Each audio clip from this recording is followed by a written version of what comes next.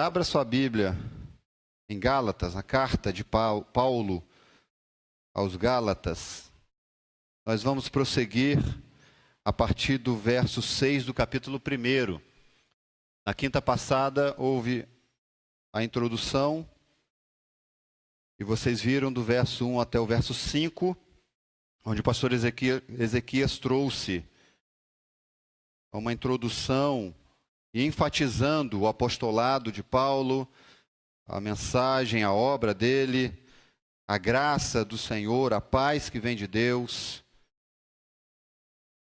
E hoje a gente vai estar prosseguindo a partir do verso 6. E vamos ler apenas esses 5 próximos versos, de 6 até o 10. Diz assim a palavra de Deus. Capítulo 1, verso 6. Estou admirado de que estejais vos desviando tão depressa daquele que vos chamou pela graça de Cristo para outro evangelho, que de fato não é outro evangelho, senão que há alguns que vos perturbam e querem perverter o evangelho de Cristo. Mas, ainda que nós mesmos ou um anjo do céu vos pregue um evangelho diferente do que já vos pregamos, seja maldito. Conforme disse antes, digo outra vez agora: se alguém vos pregar um evangelho diferente daquele que já recebestes, seja maldito. Pois será que eu procuro agora o favor dos homens ou o favor de Deus? Será que procuro agradar a homens? Se estivesse ainda agradando a homens, eu não seria servo de Cristo. Amém? Senhor, por favor, através da sua bondade, a tua misericórdia, esteja falando ao nosso coração, Senhor. Que a tua palavra possa resplandecer, e ela possa, ó Deus, causar em nós tudo aquilo que é necessário para que a nossa vida seja impactada pela tua palavra. Que possamos, ó Pai, gerar frutos a partir da tua verdade em nós. Muito obrigado pelas Escrituras, obrigado pela tua palavra, no nome de Jesus. Amém. Irmãos, a carta aos Gálatas, ela não foi escrita para uma igreja apenas. O pastor Ezequias compartilhou com vocês sobre isso, mas vale ressaltar. É uma carta que foi escrita para as igrejas de uma região, e a região chamada região da Galácia. E o verso 2, já no finalzinho dele, o próprio apóstolo vai enfatizar sobre essa verdade, de que a carta estava sendo endereçada aos irmãos que estavam ali nas igrejas da Galácia. Então, mais de uma igreja recebeu esta carta. Nós chamamos isso de uma carta circular. Ela circulou em várias igrejas, não ficou apenas numa. E quais eram as cidades que constituíam a Galácia? Nós temos Antioquia da Pisídia, era uma. Nós temos Icônio, outra cidade. Listra e também Derbe. Então, Paulo, ele manda uma carta para estas igrejas da Galácia, a qual ele já havia plantado igrejas ali. E uma curiosidade interessante, porque todas as viagens do apóstolo Paulo, as 3 que ele fez, todas elas ele passou pela Galácia. Em todas as viagens dele, ele foi em todas essas cidades: Antioquia da Pisídia, Icônio, Listra e Derbe. Então, Paulo, por que falar isso e ressaltar? Porque para Paulo essa região era muito importante. E Paulo tinha um carinho muito grande pelas igrejas estabelecidas ali na Galácia, a ponto de ele sempre nas suas viagens passar por lá para ver como é que o povo estava, como o povo estava se adequando a esta realidade. O propósito da carta é exaltar a liberdade plena que encontramos apenas em Jesus Cristo. Essa é a ênfase da carta. Nós encontramos uma liberdade apenas em Cristo. E essa liberdade que encontramos em Cristo foi por conta da sua obra de salvação. Aliás, o único que pode salvar é Cristo. É a mensagem do Evangelho, que Cristo é a base dessa mensagem. Cristo é o próprio Evangelho. Então, o único que pode salvar é Cristo. E esse Cristo que salva, ele traz libertação. Ou seja, ele tira o homem da escravidão. E nesse contexto da carta aos Gálatas, da escravidão da lei, do legalismo, de uma vida completamente escrava, né, de tudo aquilo que os judeus queriam implantar aqui nesta região, nesse tempo. Então, vendo que o propósito é a liberdade plena, nós temos aí o capítulo 5 e o verso 1 como o texto-chave da carta. Nós entendemos então que para a liberdade foi que Cristo nos libertou. Portanto, permanecei firmes e não vos sujeiteis novamente a um jugo de escravidão. Então essa é a temática da carta. Paulo estava aqui tratando deste assunto. E após essa mensagem libertadora que Paulo levou ali àquela região da Galácia, levando o evangelho para aquele local, o evangelho chegou naquela região que era constituída por gentios, ou seja, não judeus, e após então esse evangelho chegar lá, aqueles irmãos das igrejas ali, eles estavam sendo catequizados a se submeterem às leis judaicas. E essa submissão vinha em 3 aspectos, pelo menos. Eles estavam sendo catequizados para serem submetidos à circuncisão, ou seja, o símbolo dos judeus, e todos os judeus precisavam se circuncidar, ou seja, cortar o prepúcio dos meninos, ainda criança. A guarda do sábado, que também é um outro elemento da fé judaica, a guarda do sábado, e também a lei dietética, ou seja, eles precisavam respeitar as leis da dieta, a dieta dos judeus. Não podia comer carne de porco, não podia comer animais, não podia comer algum animal com sangue, aquela galinha, né, que o pessoal gosta aí de comer com aquele molho, né, sangrento. Não podia várias situações. Eu lembro que na minha experiência ainda na adolescência, eu frequentei uma igreja, a Adventista do Sétimo Dia. Eu fui batizado lá. Né? Eu já fui batizado lá, Marco Giovanni. Igreja Adventista do Sétimo Dia, lá em Juiz de Fora. E a minha tia levava a gente para lá. Eu vivia, como eu tive que sair daqui e ir para lá, para Juiz de Fora, de favor. A gente não tinha onde morar e a gente foi morar de favor em Juiz de Fora, por conta aí da perda do meu pai, enfim, fomos morar lá. E lá minha tia era religiosa e ela então levava a gente para a igreja. E com os 13 anos eu frequentava e fui batizado. Lembro do nome do pastor que me batizou, Valdeci Zudowskis. Esse é o nome do homem. Lembro dele. Tenho foto desse momento. Não é? Mas eu lembro que na igreja adventista, que respeita, que busca, não é, viver alguns elementos do judaísmo, eu lembro que a gente não podia tomar café, a gente só podia tomar cevada, né? Não podia comer carne de porco, de jeito nenhum. Tínhamos que respeitar o pôr do sol, todo dia, e existia um livro da Ellen White, que ela discriminava quais eram os pôr do sol de cada dia. E chegava lá, por exemplo, se hoje o pôr do sol for 6 horas, os adventistas já consideram o dia seguinte. Né? Já é o dia seguinte. E aí o que acontece? Quando chega na sexta-feira, após o pôr do sol, já é o quê? Sábado. E o sábado não se podia fazer nada. Então a gente não podia brincar no sábado, a gente não podia fazer nada no sábado. Nada. Então eu vivi esse tempo aí. desse legalismo todo. Então, o que o povo estava sendo submetido, amados, é isso e muito mais. Após o evangelho libertador ter chegado ali, alguns judeus, e o nome que a gente tem dado para eles é judeus judaizantes.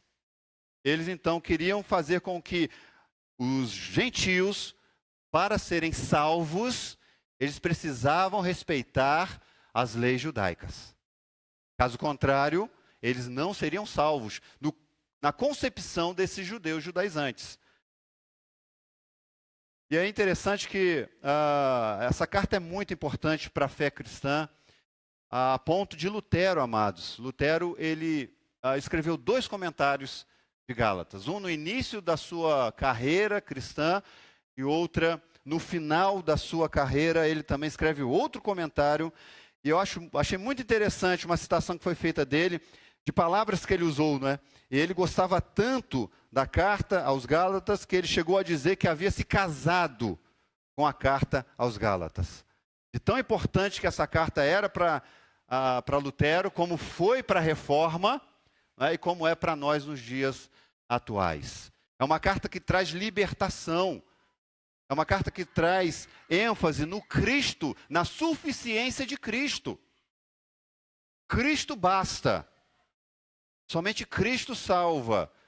Somente em Cristo nos movemos. E somente em Cristo podemos nos movimentar e viver e tudo mais. Então é uma carta interessante por conta disso. E eu quero ressaltar com vocês o único ponto que a gente vai estar vendo nesses 5 versos, que fala sobre a suficiência do Evangelho. A suficiência do Evangelho. E eu poderia dar uma grande ideia para este texto que nós lemos, que seria o Evangelho. Ele é suficiente mesmo quando os homens o rejeitam. O Evangelho continua inabalável, mesmo quando os homens o rejeitam. O Evangelho continua intacto. O Evangelho continua suficiente, mesmo alguns se desviando dele.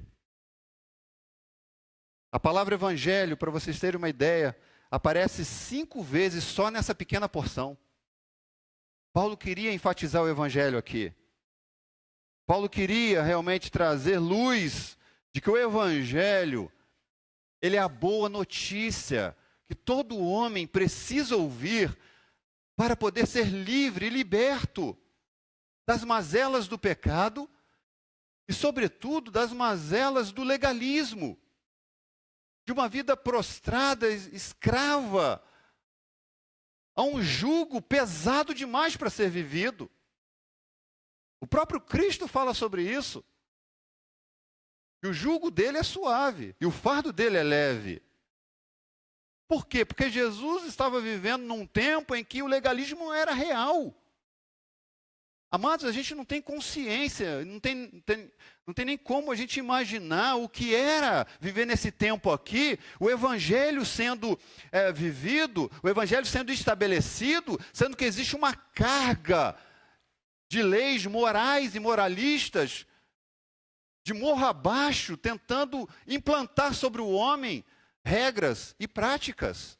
E o Evangelho chega, sabe, nesse contexto de legalismo completo. A gente não tem como mensurar o que Paulo estava vivendo aqui. Agora é interessante porque Paulo fica admirado, não é? Ele diz no verso 6, estou admirado de que estejais vos desviando tão depressa daquele que vos chamou pela graça de Cristo para outro evangelho. Paulo fica admirado aqui, Paulo fica surpreso. Por quê? Porque o evangelho para aqueles homens não era suficiente. O evangelho para aqueles homens não surtiu efeito algum.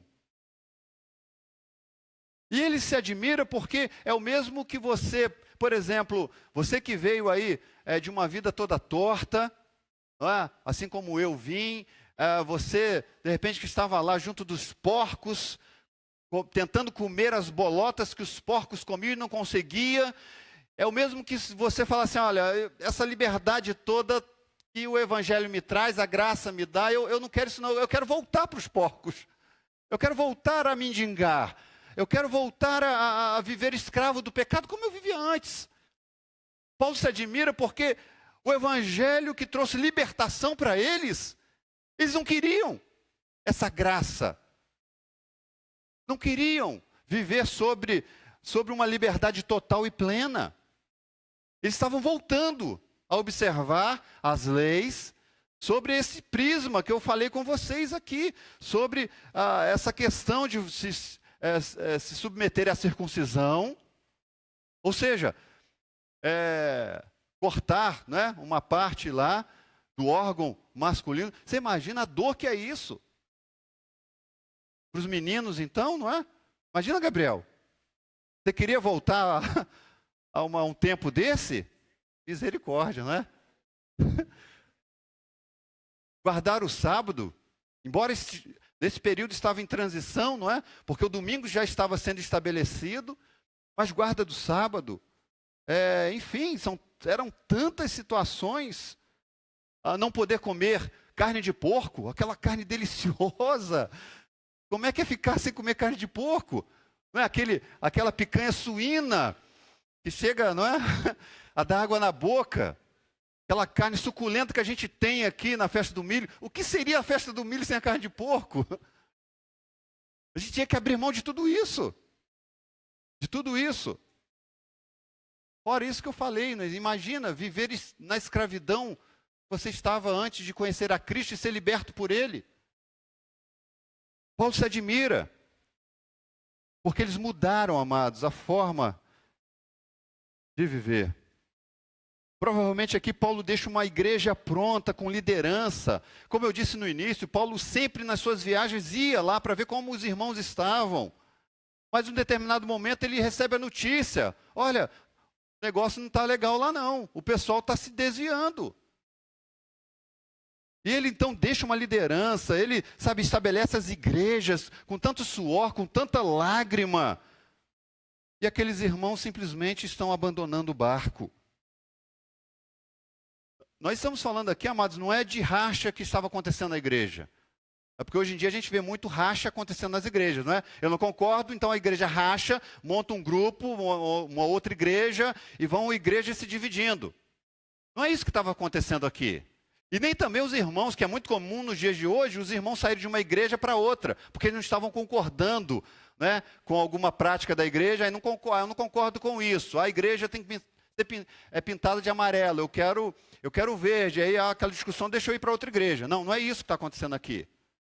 Não foi por conta dessas questões que aqueles irmãos estavam vivendo e vivenciando. O que eles simplesmente estavam fazendo é apostatando da fé. Eles estavam virando as costas para o Evangelho. Eles estavam virando as costas para Deus. Para Deus.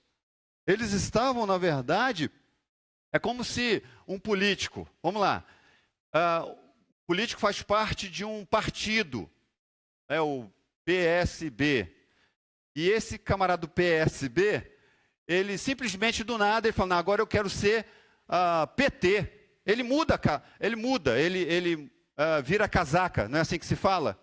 Vira a casaca. Ele será mal visto dentro desse contexto dele. Não é? É o mesmo que estava acontecendo aqui. Se a gente fosse aplicar nesses moldes, eles viraram de lado. Estavam indo por um lado, eles agora passam a ir para outro lado. E isso causa perplexidade no coração de Paulo. Era inadmissível isso. Você ter o Evangelho e simplesmente abandonar o Evangelho e virar as costas para ele. Agora é interessante, eu quero que você preste atenção nisso, porque é fundamental a gente entender o contexto que esses irmãos viviam.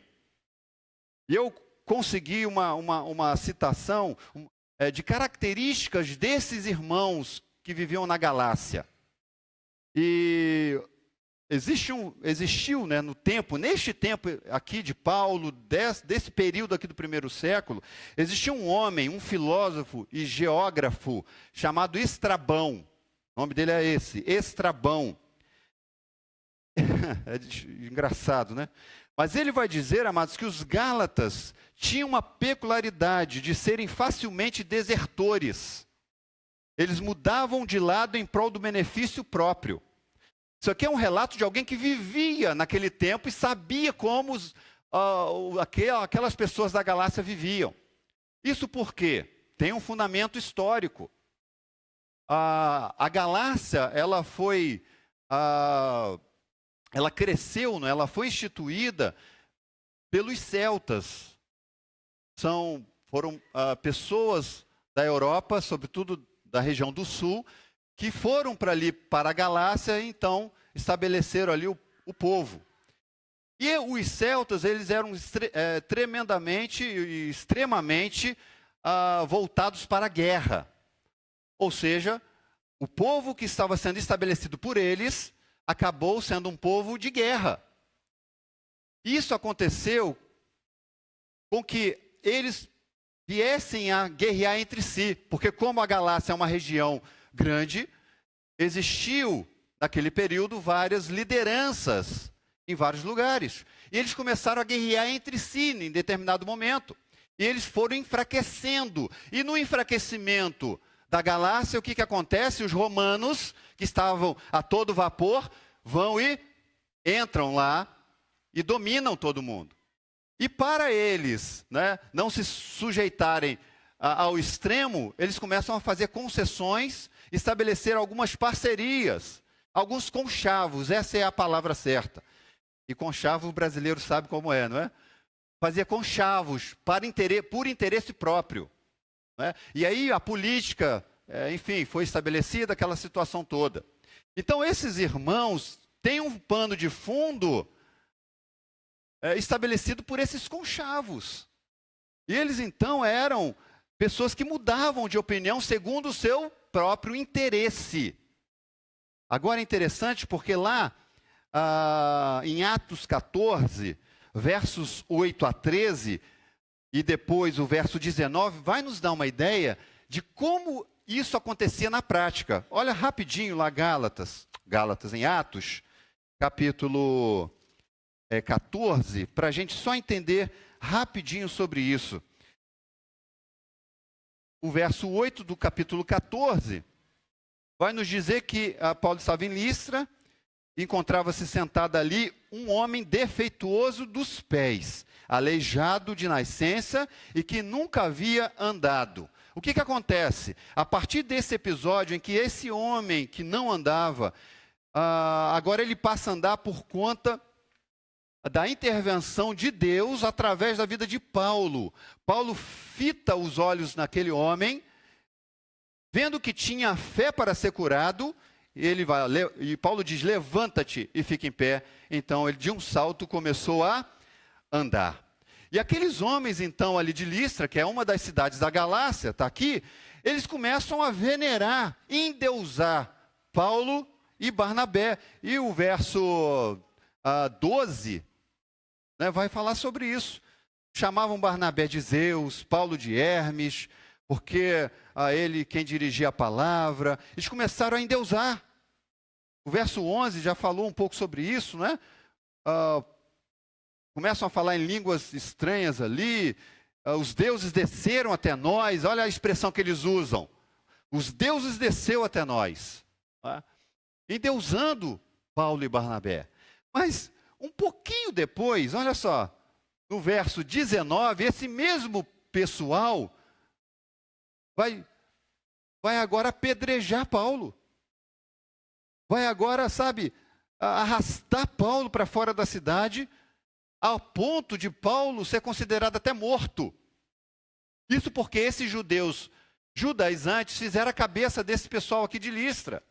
É um pessoal que, se eles estivessem numa guerra, guerreando entre povos, e no meio da guerra, eles, pudessem ter alguma vantagem contra o povo adversário, e esse povo adversário desse alguma vantagem para eles mudavam rapidamente, se juntavam os inimigos para combater contra outros.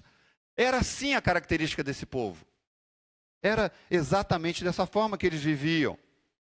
Por isso, amados, que o verso continua dizendo de que eles se desviavam tão depressa.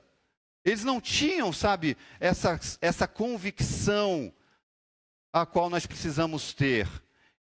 Eles desviaram tão depressa. E esse desvio chama a atenção de Paulo. Do recebimento do evangelho até esse escrito aqui de Paulo, se passaram mais ou menos 5 anos. É pouco. Depois de uma igreja se estabelecendo, e estabelecida já, e Paulo tendo todo esse cuidado de sempre visitar a igreja, em 5 anos eles já estavam abandonando o barco. E ele abandona, eles se desviam de quem? Daquele que vos chamou pela graça de Cristo. Ou seja, amados, o desvio daqueles homens, os crentes da Galácia, não estavam apenas abandonando o evangelho pregado por Paulo, mas também o Deus anunciado pelo apóstolo. O Deus anunciado pelo apóstolo. Quando uma pessoa se afasta do evangelho, ela não está apenas deixando para trás doutrina ou a igreja, ela está se distanciando do próprio Deus. Do próprio Deus. A coisa é mais séria do que às vezes a gente imagina. Aqueles homens estavam se desviando do próprio Deus. E desviando do próprio Deus, automaticamente, da graça de Cristo, porque ele comenta isso. Tão depressa daquele que vos chamou pela graça de Cristo. E a graça, mas nós sabemos que é um favor que nós não merecemos. É um chamado eficaz que Deus nos chamou de uma forma que a gente não podia nem questionar. Um chamado eficaz. E um chamado eficaz e substitutivo. Ele morre no nosso lugar. Ou seja, não há exigência alguma. A graça não exige nada de nós, a não ser obediência. A graça não exige que você seja perfeito. A graça não exige que você faça tudo certinho. A graça não exige de nós que façamos algo para merecer essa graça. Mas tem muitos irmãos que vivem nessa perspectiva, ou vivem subjugados a esse entendimento. Vivem, sabe, em busca de terem a aprovação de Deus, acham que precisam fazer alguma coisa. E se aplicarmos para o nosso tempo, a gente vai perceber de que a pregação que nós temos visto por aí foca exatamente esse tipo de mensagem, que não tem nada a ver com o evangelho. Por isso que ele diz, Paulo fala, a graça de Cristo para outro evangelho. Ele brinca aqui com as palavras, na verdade não é outro evangelho, porque não existe outro evangelho, verso 7, senão que alguns que vos perturbam e querem perverter o evangelho de Cristo. Só existe um evangelho, e o evangelho que existe é o evangelho de Cristo. De Cristo, somente esse evangelho que existe. E esse evangelho de Cristo, ele é um evangelho gracioso, que nós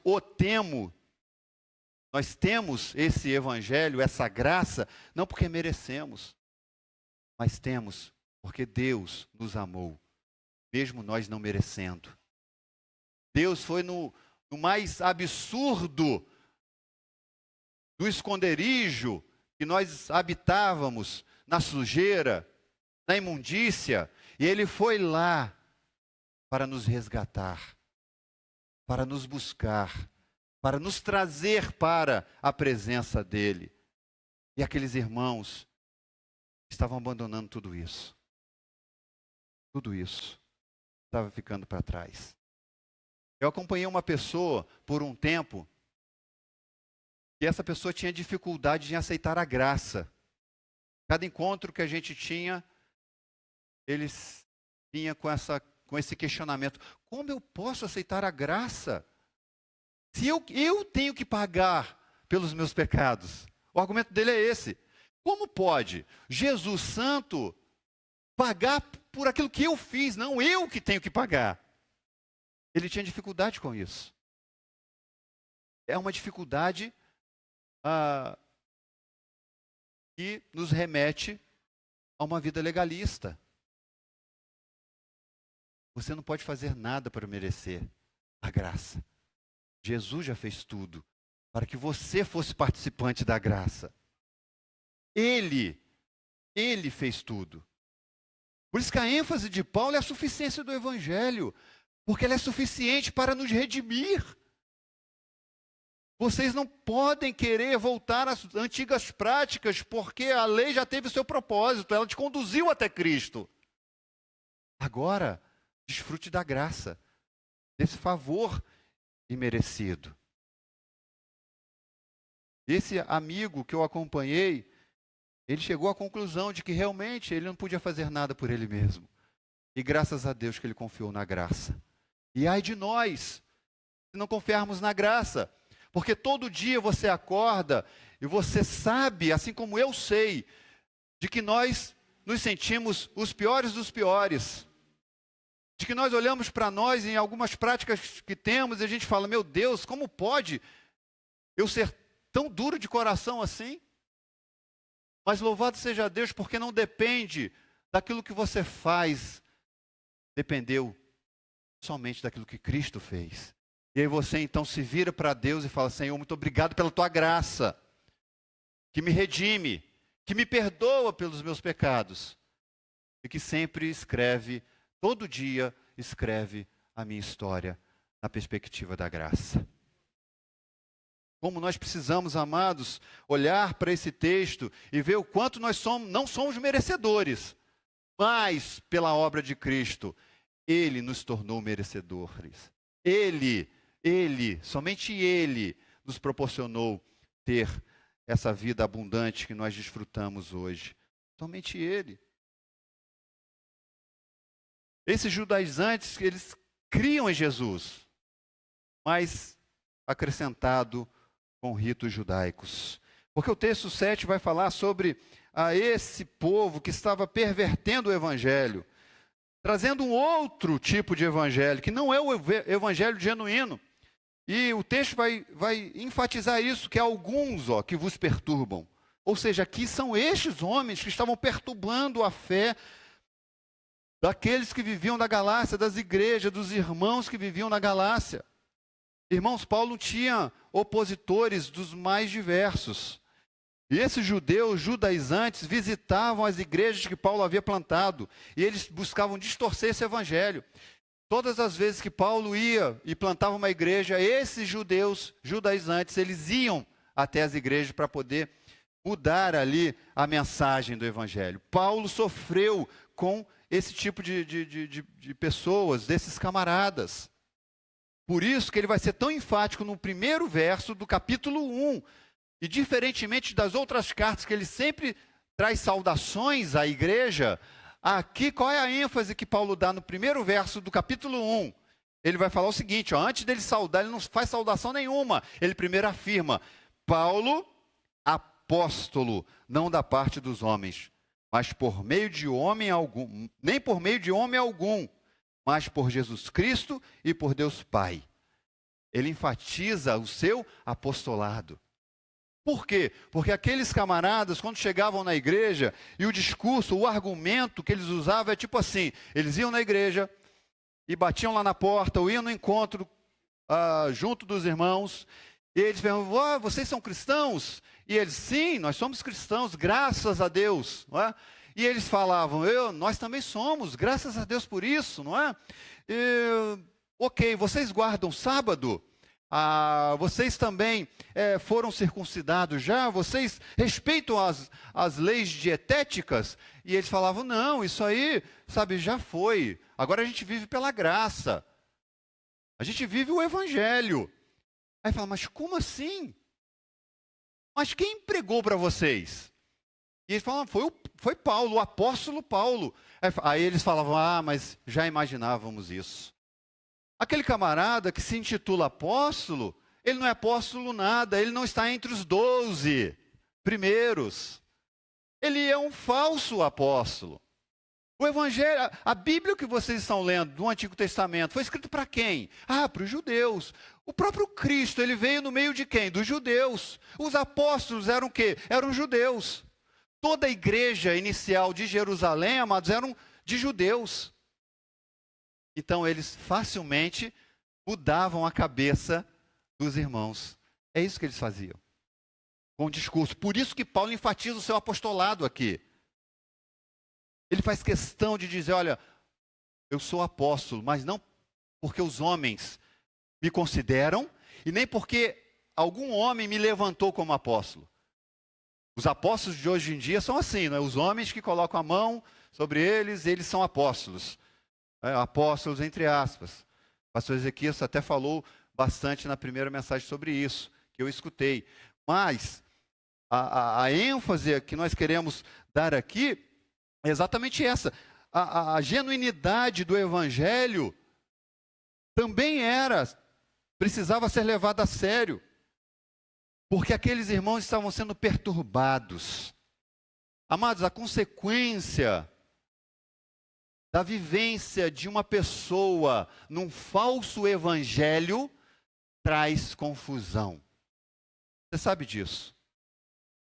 Quantos chegam para nós pedindo misericórdia e pedindo ajuda, porque tiveram palavras sendo lançadas sobre eles de um evangelho fajuto, do evangelho acrescentado a tantas outras coisas, do evangelho que não foi pregado a eles como suficiente, mas sempre sendo vivido na perspectiva de que você precisa fazer alguma coisa também. Sendo bem pragmático. E às vezes nós até somos pegos, não é, com discursos assim, por exemplo, nada está dando certo na minha vida porque eu estou fazendo isso, aquilo outro. O lamento de Jó, não é? O lamento de Jó. Os amigos de Jó, sobretudo. Você está em pecado, Jó. Por isso que o mal está acontecendo na sua casa. Por isso que você está vivendo tudo isso. Tu está em pecado. E às vezes a gente faz esse tipo, né, a gente acredita nesse tipo de mensagem. É claro, amados, se você pecar, você vai ter consequências do pecado. Isso é óbvio. Mas o que eu estou querendo dizer é de que nem tudo aquilo que está acontecendo conosco é por conta disso. E às vezes a gente vai acreditando.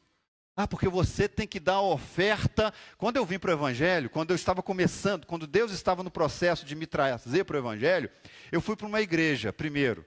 Uma dessas igrejas universais. Uma dessas igrejas. E aí, entrei na igreja. Acabei falando o nome da igreja, né? Eu estava tão sedento e tão em busca de Deus, que qualquer porta eu estava entrando, João Gabriel. Mas graças a Deus que Deus não me deixou lá. E aí o camarada leu um texto bíblico. E eu só lembro que era um verso 23. O capítulo eu não lembro, a mensagem eu não lembro.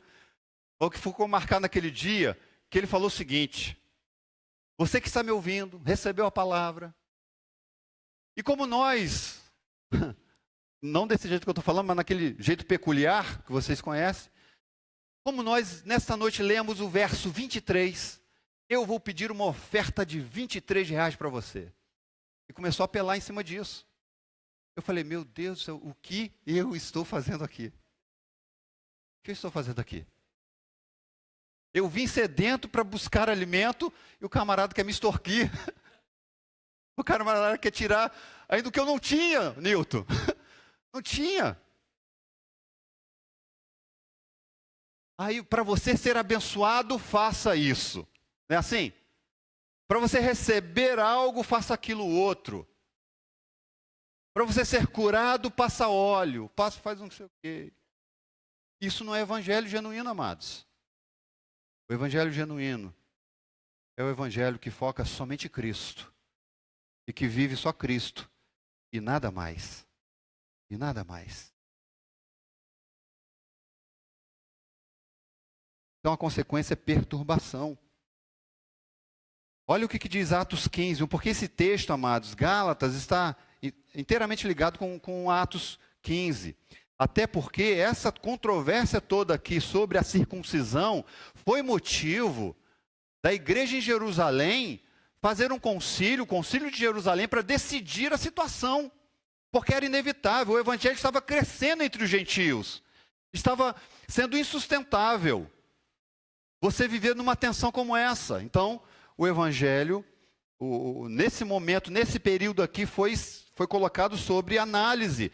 E Paulo vai até Jerusalém, depois a gente vai ver sobre isso. Mas Atos 15, verso 1, olha que interessante.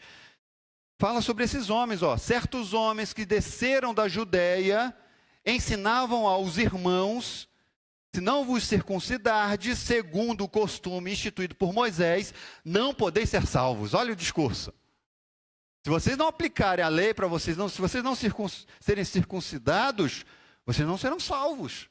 Ao verso 2, olha lá. Então Paulo e Barnabé os confrontaram e discutiram muito com eles, a ponto deles resolverem que 2 e mais alguns entre eles subissem a Jerusalém aos apóstolos e aos presbíteros por causa daquela questão. Isso foi resolvido lá e chegou à conclusão: os apóstolos foram unânimes. Eles não precisam praticarem essas obras da lei. Amados, isso aqui foi crucial para o evangelho. Isso aqui foi crucial para a igreja, porque se não acontecesse aqui esse concílio em Jerusalém, se não fosse estabelecido de que os gentios não precisavam mais serem subjugados às leis, nós estaríamos vivendo dessa forma até hoje. Até hoje. E Paulo, graças a Deus, porque Paulo foi enfático, ele cria no evangelho. Paulo cria no evangelho a tal ponto de ficar, como eu disse, ficar aqui louco de saber de que aqueles homens estavam desviando desse evangelho. E aí ele mesmo fala em Romanos 5,5 que a esperança não traz confusão. O evangelho genuíno, amados, ele não traz confusão. Se o que Paulo estava pregando não fosse o evangelho, não teria passado em Jerusalém. Não teria. Paulo está enfatizando: olha, vocês tiveram o evangelho, vocês abriram mão dele. Vocês abriram mão da suficiência do evangelho. Verso 8 e 9 vai dizer de que a mensagem que não estiver, Paulo vai falar isso, a mensagem que não estiver com base no evangelho, precisa ser rejeitada. 8 e 9 ele vai dar essa ideia. Mas ainda que nós mesmos ou um anjo do céu vos pregue um evangelho diferente do que já vos pregamos, na sua versão está anátema, não é isso? É a mesma coisa que maldito. A ideia é essa. A pessoa não tem crédito. Não tem crédito se falar algo contrário ao evangelho que já foi anunciado. Paulo aqui brinca com as palavras, ele joga as palavras aqui para trazer uma possibilidade, porque é algo impossível. Paulo voltar no tempo, imagina isso. Paulo voltar há 5 anos atrás e pregar para aqueles irmãos outro evangelho. Ele vai falar sobre isso: olha, se fosse possível isso acontecer, vocês poderiam me considerar um maldito. Aquele que fala o que não deve ser ouvido e nem dado crédito. Ele fala um outro absurdo. O outro absurdo é: olha, se for possível um anjo pregar a mensagem diferente do evangelho, também seja considerado maldito. Nós sabemos, amados, muito bem, de que aos anjos não foi dado o privilégio de pregar o evangelho. É uma incumbência de homens que Deus dá. Ele usa então aqui uma possibilidade, nem remota era, não existia essa possibilidade, mas mesmo que isso acontecesse, tanto homens que pregam o evangelho contrário, ou acrescentado, ou diminuído, ou seja, um ser celestial que faça isso, ambos precisam ser considerados anátemas, malditos, pessoas que não têm crédito. Porque o evangelho é genuíno, o evangelho é inabalável, o evangelho continua intacto. E todos aqueles que vão contra o evangelho, eles são amaldiçoados. e malditos, e não o evangelho. O verso 9, ele afirma aqui, Paulo queria afirmar categoricamente. Ele fala, ó, conforme já disse antes, e digo outra vez, se alguém vos pregar um evangelho diferente daquele que já recebemos, ou já recebestes, seja maldito. Seja maldito. Apocalipse 22, 18 e 19, vai falar, eu declaro, todo aquele que ouve as palavras da profecia deste livro, e testifico isso, se alguém lhes fizer qualquer acréscimo, Deus lhe acrescentará os flagelos escritos neste livro. E se tirar qualquer coisa das palavras deste livro, da profecia, Deus tirará a sua parte da árvore da vida, da cidade santa, das coisas que se acham escritas neste livro. Irmãos,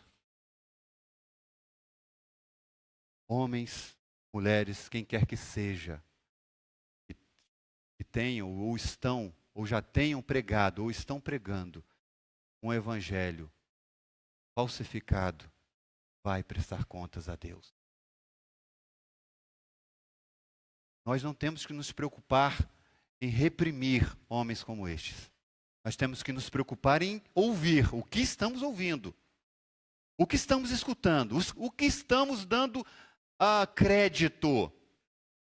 Porque pode ser que você não seja como estes homens que apostataram da fé, mas pode ser que você acredite em alguma coisa que não seja evangelho e fique com a sua fé prejudicada. E se isso acontecer, volte-se para a palavra, porque a única que pode realmente reorientar a nossa vida e a nossa fé é a palavra de Deus, nada mais, é o evangelho. Por isso que a gente crê, e Paulo cria nisso, que o evangelho determina a ordem das coisas. Ele vai terminar no verso 10 falando isso, né? Pois será que eu procuro agora o favor dos homens ou o favor de Deus? O que Paulo está dizendo é o seguinte, olha, será que eu tenho que adequar o evangelho para ele ser palpável a vocês?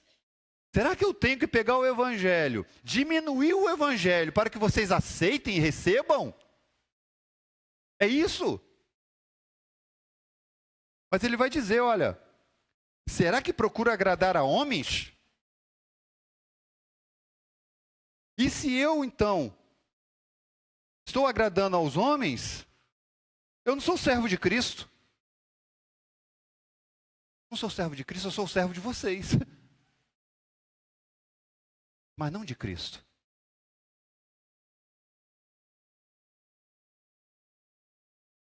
Paulo estava aqui enaltecendo o evangelho, pregado aos Gálatas. Ao contrário desses homens judaizantes. Enquanto Paulo, amados, estava enaltecendo o evangelho, dizendo que ele é suficiente, que ele é pleno, que ele que determina o curso da vida e não a vida que determina as coisas para o evangelho, aqueles judaizantes, eles estavam buscando ostentação. Porque lá no capítulo 6, a gente vai ver isso mais para o futuro, mas lá no capítulo 6, 12 e 13, vai falar de que eles queriam se ostentar de boa aparência na carne. Eles vos obrigam a circuncidar-vos somente para não serem perseguidos por causa da cruz de Cristo. Irmãos, viver o evangelho naquele tempo de Paulo é colocar a cabeça a prêmio. É dizer, eu posso morrer a qualquer momento. Só que esses homens judaizantes, eles queriam fazer o quê? Fugir. Fugir da guilhotina. E eles vão dizer, porque nem ainda esses mesmos que se circuncidam, Paulo fala, eles guardam a lei plenamente, mas querem que vos circuncideis para se gloriarem na vossa carne. Ou seja, vocês estão circuncidando, eles querem ter glória porque vocês estão fazendo isso. Eles querem ter glória porque vocês estão se desviando do verdadeiro evangelho e vindo para o lado deles. É isso que eles queriam. Em outras palavras, eles estavam chutando o evangelho. Chutando o evangelho.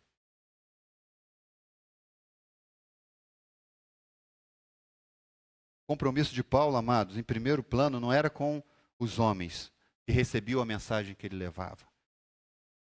Ele tinha um compromisso com o evangelho, com a mensagem a ser entregue, sem adulteração nenhuma. Por isso, meu irmão, minha irmã, você não pode mudar a mensagem para a mensagem que você está dando para o seu amigo, porque o seu amigo não vai aceitar. Então eu vou dar uma maquiada na mensagem para poder ficar palpável para ele. Você não pode fazer isso. Porque se você mudar o evangelho não vai causar nenhuma transformação em ninguém. Você pode até receber os aplausos dos seus amigos, mas da mesma proporção você está recebendo a negação do próprio Cristo. E não só ao seu amigo, não é? E não ao nosso amigo. Mas tem muitas vezes nós queremos fazer com que a mensagem do evangelho seja palatável para nós também. A Bíblia fala X. Ah, mas porque eu quero tanto isso, que eu... Ai, o Evangelho diz isso, mas olha, eu estou sentindo isso aqui, ó. Ah, eu vou só um pouquinho, eu vou só dar uma melhorada aqui no Evangelho, porque ele diz que eu não posso fazer isso, mas eu só vou melhorar um pouquinho para poder eu conseguir aquilo que eu quero. Não funciona. Você vai quebrar a sua cachola. Porque ou você obedece ao Evangelho, ou você vive batendo cabeça na vida. Eu estou falando para crente. Para crente. Você que foi alcançado por este Evangelho. Se você não se submeter a ele, você vai se submeter a si mesmo. Você vai se submeter aos padrões desse mundo. E você pode até não perder a salvação, mas você vai mendigar muito o pão, hein? Até Deus dobrar você, para você voltar para o trilho. Pode ficar tranquilo, que antes de morrer você já vai ser consertado com Deus, você foi salvo. Mas, meu irmão, não viva dessa forma, não. Porque melhor é obedecer a Deus que sacrificar. Melhor, amados, é ter prazer em acordar todo dia e falar: Deus, eu não consigo te obedecer se não for o Senhor, mas eu quero te obedecer, custe o que custar. Você ter um dia, sabe, com lutas, mas sabendo que está dependendo de Deus, e está buscando fazer a vontade dEle, a todo custo e a todo momento. Para a gente caminhar para o final, diz uma história verídica de que um rei da França, ele não gostava de ouvir sobre a morte. Não gostava. Certo dia, então, ele foi à igreja e chegou lá o pregador empolgado. Ele sabia do gosto, né, do rei. Mas ele empolgado com a mensagem, não é? Vai ver quando você esquece de tudo e você fica tão empolgado e tal. E ele soltou uma frase: todos os homens são mortais. Ele gritou. Aí o rei, não é, olhou para ele assim, meio que atravessado. E olhou para o pregador meio que atravessado. E ele olhou para o rei meio que desconcertado. Ele refez imediatamente a sua fala, dizendo: olha, quase todo homem é mortal. Ele queria, de alguma forma, tirar o rei dessa situação. Ele mudou a mensagem. A ideia aqui é isso, nós não podemos fazer isso. Porque a mensagem, amados, precisa ser pregada. E Paulo vai falar aos Tessalonicenses 2,4. Mas, como fomos aprovados de Deus para que o Evangelho nos fosse confiado, assim falamos, não como para agradar aos homens, mas a Deus, que prova os nossos corações. E aí quero finalizar com 3 questões para a gente pensar, não é? Primeira coisa, nós conhecemos e cremos realmente no Evangelho? É uma pergunta que a gente precisa fazer todo dia. Será que o que eu estou crendo e o que eu estou vivendo é o evangelho genuíno? Porque, amados, é muito sutil a gente, sabe, ser, de alguma forma, convencido de algumas situações que tentam minar o evangelho. Então, leve para casa isso. Pergunte a si mesmo todo dia: o que eu estou crendo e o que eu estou vivendo e conhecendo é de fato o evangelho? É a primeira questão. Segunda questão que a gente precisa fechar, ter como fechado no nosso coração, que o evangelho, ele já foi entregue, já está conosco, há mais de 2000 anos atrás. Portanto, ele já está o quê? Completo, ele não precisa de acréscimo. Ele também não pode ser tirado nada dele. O cânon foi fechado. O que tinha que estar aqui, já está. Você tem que colocar um pé atrás todas as vezes que vierem falar para você: olha, eu tenho uma revelação para te falar. Assim como aconteceu com Joseph Smith, há 200 anos atrás. Ele recebeu um anjo na casa dele, no quarto dele. Você já recebeu um anjo na sua casa? Ele recebeu, 200 anos atrás, não é? E ele então recebeu um anjo reluzente. E o anjo reluzente disse: olha, eu tenho uma mensagem que eu não compartilhei com os apóstolos, com ninguém, só com você. Você agora é detentor dessa mensagem que eu tenho. E é a mensagem dos últimos tempos. Já sabe qual é a religião? Dos últimos tempos, dos últimos dias. Você é o detentor dela agora. Então você que vai, não é, ser o mensageiro. E aí deu no que deu, não é? A gente tem aí os testemunhos de Jeová. TJ, né? Revelação, o perigo da revelação. Os mormons, né? Os mormons, testemunho de Jeová, já estou acreditando, são os mormons que têm isso. E os mormons, eles vão até além disso, né? Eles têm a inscrição da morte, eles sabem o dia que eles vão morrer. É claro que eles colocam numa data bem futura, porque quando isso acontecer, eles não vão estar vivos mais. Mas existe um registro, né, sobre isso. Hã? A gente tem que tomar cuidado com essas revelações. Você pode até ter experiências místicas com Deus, tá? Ok? Lá no seu quarto, Deus aparecer para você. Mas você não pode fazer com que a sua experiência pessoal com Deus passe a reger a igreja e a vida dos irmãos. Não pode. Porque a única verdade, o único evangelho, a única revelação que rege a igreja está aqui. Fechada já. Não tem mais acréscimo. Não existe mais acréscimo. Experiências com Deus a gente pode ter, mas ela não se torna dogma para a igreja e para a vida dos outros. E por fim, nós não precisamos fazer nada para sermos salvos. O Evangelho já fez tudo. Mais nada. Creia só no Evangelho. Viva o Evangelho, porque ele já fez tudo. Tudo, absolutamente tudo. Por isso, o Evangelho é suficiente, amados. Ele é suficiente, mesmo quando os homens o rejeitam. Amém?